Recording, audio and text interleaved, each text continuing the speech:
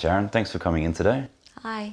My name's Greg, I'm a counsellor here. Before we begin, I'm just going to run through a bit of the confidentiality requirements of this counselling session. Have you heard the term confidentiality before? Yeah, I think it means that what we say here is going to stay between us and no one else is going to know about it, right?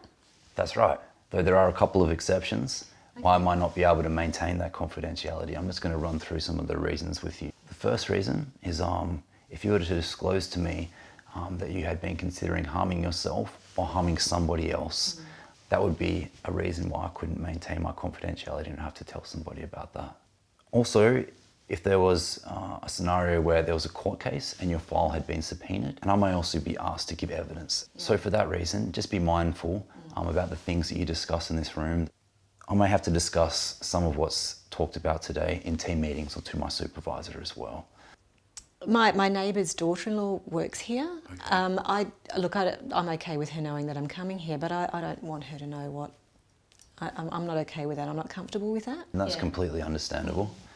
If she was present in that room while we were discussing you in a team meeting, she'd be asked to leave for the duration of that conversation, and then she'd be asked to come back in. Your confidentiality would be upheld. It's fine. Can I ask why you would be talking about me in a team meeting? It's just making sure that we do best practice here. Checking in with my supervisor and my colleagues ensures that your treatment is the best possible. Yeah, that makes sense. And all this information that I'm talking about will be kept on a secure database, only be able to access by myself and some of my team members and my supervisor as well. I think I had like it was like the confessional or something like that, but it's a bit different, and I understand it's about keeping people safe, really, isn't it? That's it. It's about keeping people safe, and look, confidentiality is going to be upheld most of the time. And I would do my best to give you a heads up if I was not able to maintain that for whatever reason. Okay, I appreciate that. I just have a form here summarising everything we've just discussed. Okay. If you agreed with those sort of the bounds of confidentiality, if you were able to just sign here, that'd be fantastic. Sure. Okay, there we go, done. I'll just quickly witness that signature. And the next thing that we're going to go through is release of information. This is if there was anybody who you would like us to talk to. This might be a partner, this might be a GP. Is there anybody you can think of who may benefit from knowing that you're attending these sessions? What does this mean? I mean, my boss has sent me here, but I don't want him to know what we talk about.